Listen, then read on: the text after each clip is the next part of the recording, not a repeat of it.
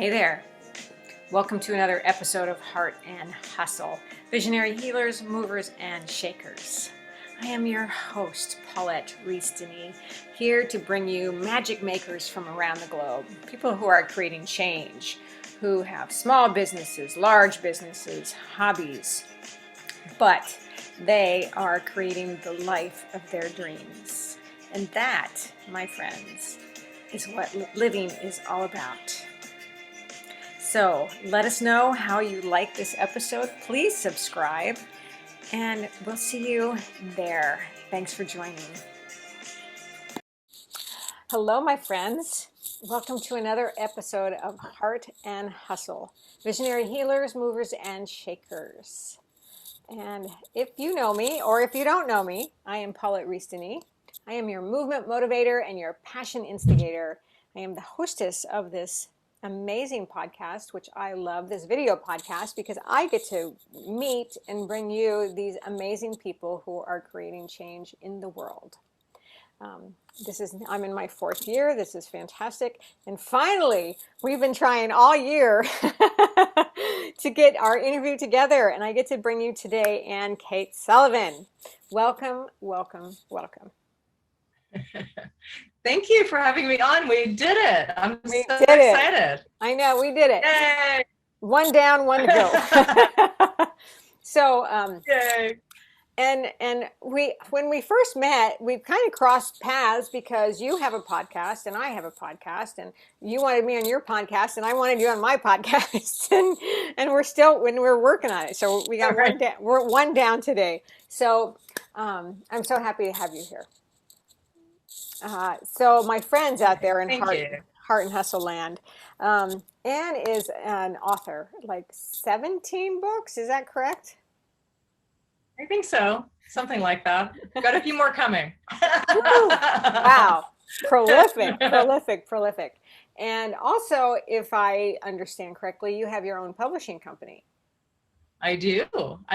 And I'm so excited this year because we have lots of new authors that have come on board. You know, this is the great news with people in their houses. They're all writing books and doing wonderful things.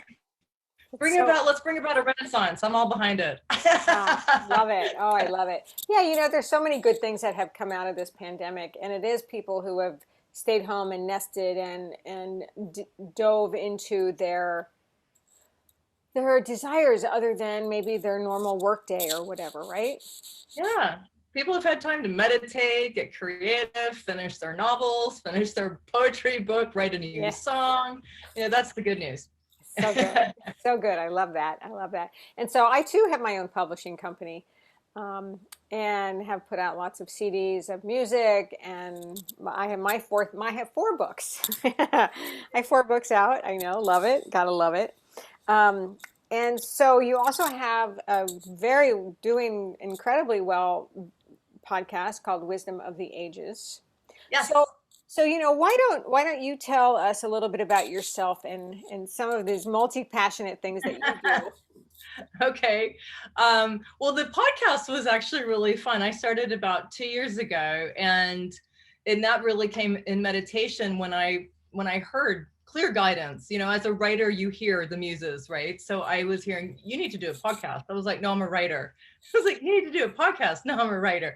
So anyway, like the next phone call I have is Tanya Dawn Rekla, who is the president of Superpower Experts, who's like, I think you should do a podcast.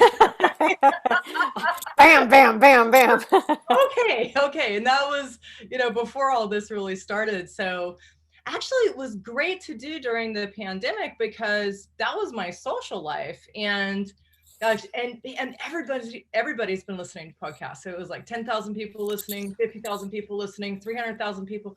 Let's say last year was 2.6 million people listening, which really, right? It gives me so much hope, because I'm like, if there are people listening to upbeat spiritual things, you know, there's some neat things going on the planet. Yeah. That is incredible. That's incredible. That's been, for most of last year and this year, it's been #1 podcast on the Superpower Network. It's Wisdom of the Ages.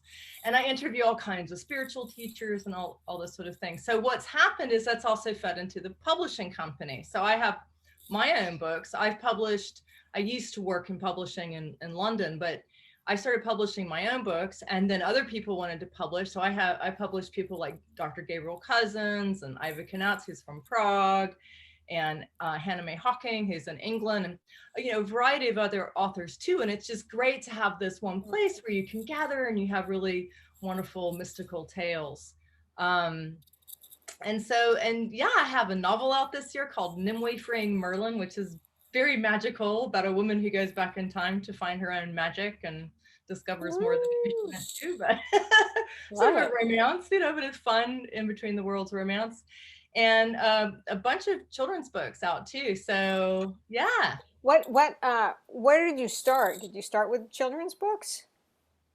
I actually started years and years ago with poetry. I love poetry, and I actually read poetry every morning, and I write quite a lot of poetry. And the first books that I published were books of poetry. And actually the very first thing ever that was published, I think I was in high school or first year of college or something, was a poem in Artemis Journal. And so my mom her name is Ayn Cates. She's an amazing international feminist painter.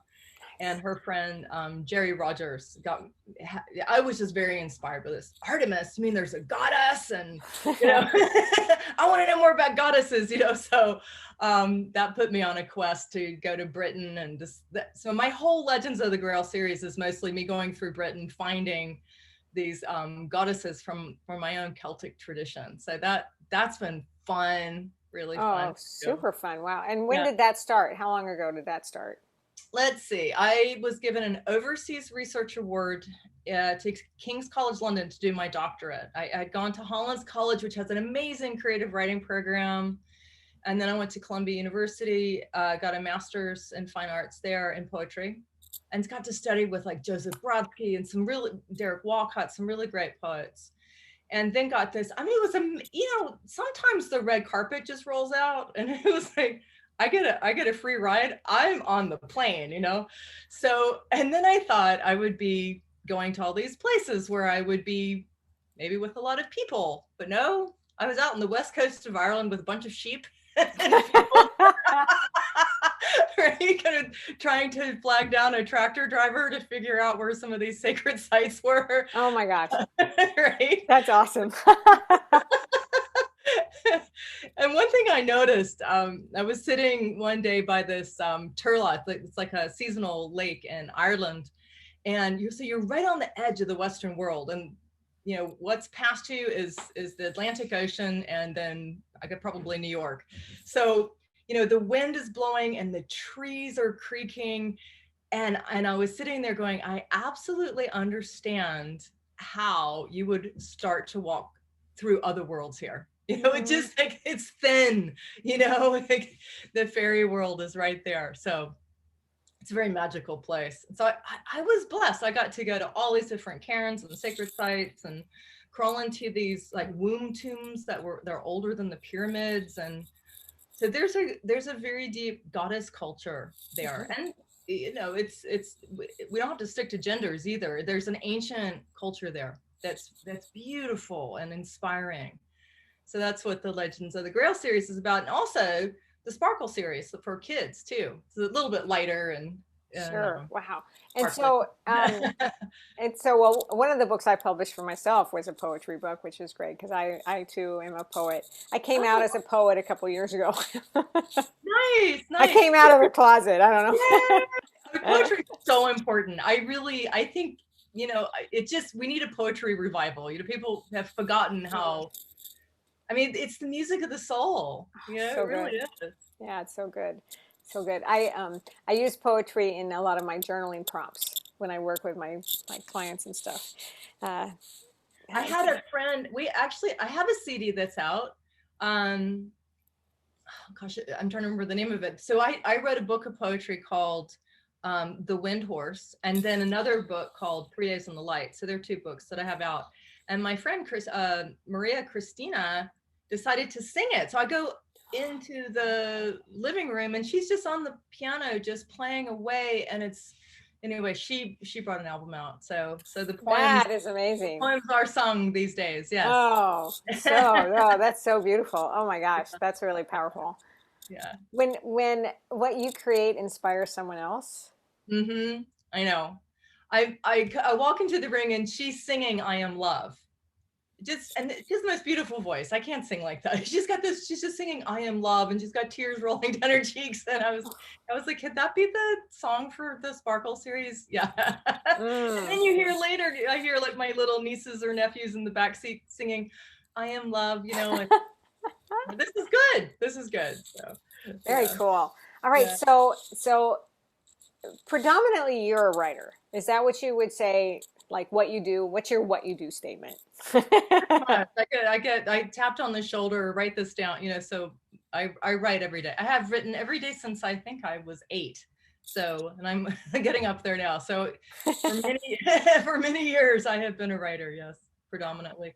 But, you know, I mean, when I was a writer in England and I had to make some money. So I worked as an editor. I mean, we do all kinds of things, right? I worked as a professor, and then I put workshops together, did all sorts of things, you know, live events and plays. And, you know, because a lot of times if you're an artist, you have to wear multiple hats. So I've learned how to be an octopus.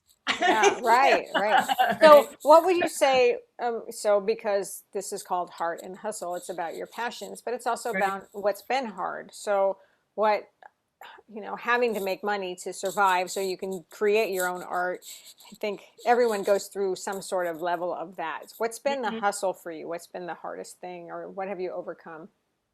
Yeah, there's one thing I remember feeling annoyed at one point that I had to do all these different things, and then I'm not sure when I shifted it, but I shifted my attitude. It was like, you know what, I'm blessed to be able to do all these things, and so, you know, probably like everybody else, when I was growing up, I worked in the accounting department, and I worked in the, you know, worked in a computer software company. I worked for all sorts of, but I learned something from every different place. And, you know, working as an editor underneath other, you know, I was like, oh, no one's really getting my work, you know, and yet, but I'm learning all these skill sets because the thing is, creative writing is fantastic. It's my favorite thing to do, but you also have to be able to edit, and you need to understand print, you know, all the different printing processes, and you need to understand design, and you need to understand. So, I mean, because an editor can really make or break a book, you know. And the other thing is, I think as a writer, it's really important to be able to handle criticism, because you get blasted as a writer. You have the most beautiful book, somebody has a bad day and they can just give you a 1-star review, and you know, it And that hurts, goes with all art too, right? not just writing, but yes. Yeah, Yeah, I mean all walks of life, really. yeah. So yeah, that can be difficult, but you know, what does it do you have to face these challenges? I mean, and let's look at the world right now. Everybody's facing a big challenge, but the thing is, these are the times we wake up. This is when we learn the most. This is when we go, oh wow, maybe we need to do medicine. You know, medicine needs to grow. You know, maybe we need to be able to help other people in our community. Maybe so. All of a sudden, instead of just being a cozy place, you're being really forced to grow. So we have awakening going on, you know? Lots of that. Yeah. Lots of that. Yeah. If we choose Yeah. it. I mean, you have to choose it. You have to, Yeah. I've seen so many people hunker down through this Right. pandemic and not step out of the box Yeah. and You can just choose. try to find the comfort, right? Just try to find the thing that they know, the normal that they know that they want to go back to. And I'm like, now is your opportunity to create whatever you want. Exactly. Right. It's just time to kick off you know, the other day I was with my daughter. She raises ducklings, and this little duckling was born in my hand, out of an Oh, egg into my hand. It was the sweetest thing. I felt like a mama duck. It was so sweet. But I was like, you know, we're doing that collectively. And you can see how different ducks were born too. Some were like, peck, peck, peck, peck, peck, peck, peck, and they're out, you know? Right? And they're like, you know, those are healthy. And then there's some, they're just kind of pecking and they're worried and they can't quite, and you have to help them. And, you know, and I thought, this is what's happening globally right yeah, now. yeah, it's Um, true. so this is our opportunity to be very, very creative in many different levels, you know, financially, medically. I mean, but we are amazing human beings. We can create anything, but we have to learn how to be the creators. I mean, that's really the big key. And a We lot have of to times, learn, and we have to desire, and we have to believe, mm-hmm. and we have to allow. Yeah, Right? desire is a big part of it. And fear and you can't be angry with anybody who's frightened, because I mean, who knows what trauma they've been through, or Right. why they're frightened. But but when you shrink down, I mean, I remember the days, I'm sure of all these days where it's like, where I need a paycheck, right? And you can shrink down, but you can't create from that place, right? You have to knock it off and go, well, got to get out there and create something. And sometimes, you might have to fake it a little bit. Like, okay, fake it till you make it. And then you learn something. Yeah. Well, there's definitely something to be said for that fake it till you make it. Right. Because you got to step into your power, and sometimes even if you don't believe it, you've got to get into it to feel it, to feel the energy of it, to make it happen, right? It is really, really, really true. I was in a book this year called Quitless, as anthology, and actually made the USA Today bestseller list, which was really cool. Awesome. But the story I tell in it is of actually learning how to tie my shoelaces under my grandfather's desk. My grandfather was a very good businessman. And I remember I was like 4. I'm under his desk and I'm like, I can't get these shoelaces to work. They just don't work. I give up, And he's like, that's not the attitude. You're not going to get it that way. Thanks, Grandpa. Right. So, okay, I got this, And so I think this is the point in time when community is so important. We need to help each other. I mean, that was one of the reasons I did the publishing company too, because some people know how to write, but they don't know how to edit. And some people know how to edit and they don't know how to write. And a lot of people don't know anything about distribution or design or so. And then, and there's always the next learning curve too, like starting the podcast. I was like, what do you mean? I mean, I taught at university, so I was used to public speaking, but like, wait a second, I was like, like, how does this work? So let's talk about your podcast for a minute. So okay. What is the focus of your podcast? It's bringing the sacred into everyday reality. Yes. Right? So, my everyday theme. Right? So it's really, I try to speak to, like people like you and people who are upbeat and really trying to bring some creative juice into the world, spiritual teachers, authors, a lot of different people, but it's been fun. It's really, really, really been fun. Oh, isn't it? It's just such a great medium. It's such a great medium. And even, like using Zoom like this and the technology that has grown out of this past year and the connections we've all been able to make, outstanding. And that's been, my education is changing because of it. We can speak, I mean, when I do the podcast, it goes to 90 countries around the world. I mean, that's how things are growing. And we can be this collective, this community now. We can be a collective in a way that's positive. We can do it in a way that's negative too. But when we're with like-minded people, we can create beautiful things. So good. Absolutely. So good. What I was going to ask you. Okay, so back to you. What do you do besides the fact that you write every day, which I love because I'm all about that. I have stacks of my journals and books. What do you do for yourself to keep you motivated, inspired, moving forward? I actually have a very specific practice, and I'm working on a book on it now that I'll bring out hopefully next year. But I do something I call it cosmic inquiry. And my husband is a former middle linebacker who played with the Jets and the Bears, who took off and went to India and lived in India and had a spiritual awakening.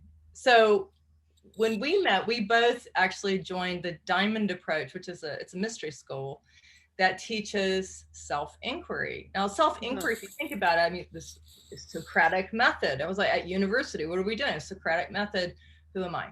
So we have this age-old inquiry practice that we actually do every day for an hour. Wow. Yeah.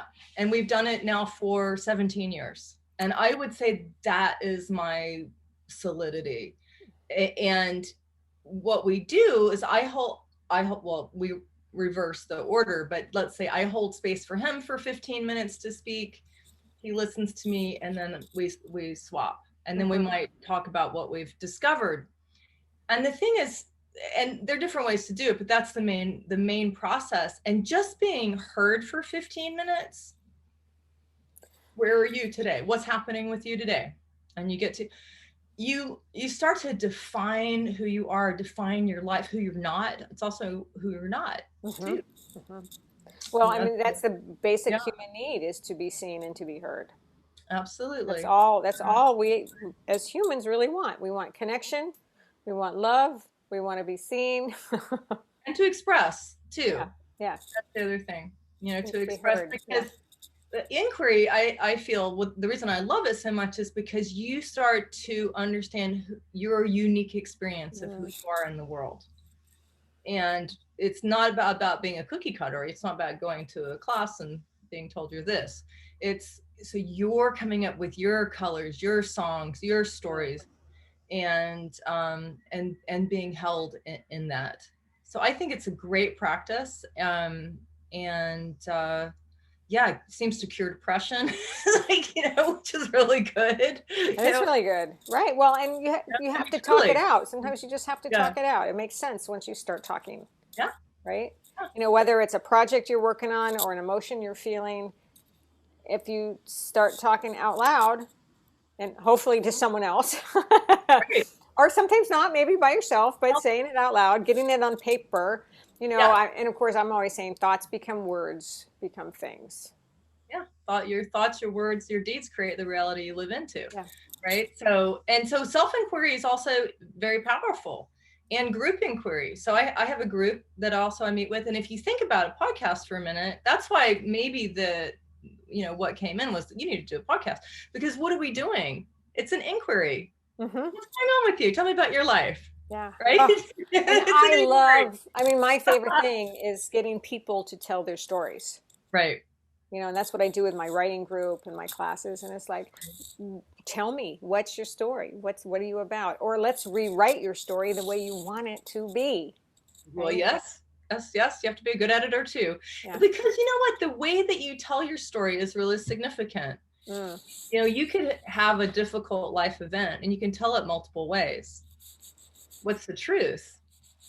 And that is something that you can really do in inquiry. That's so powerful. Multiple levels of that. And self-inquiry. I mean, when we journal, we're doing self-inquiry. Yeah, it's just, and you can get really, with inquiry, you can also get very specific, like, who am I? Like, I'm Ayn Cates Sullivan. Who am I? I'm a comet flying through space, right? I'm a sparkle. Like, you can go many right ways with that if you go more in the poetic realm, right? So yeah.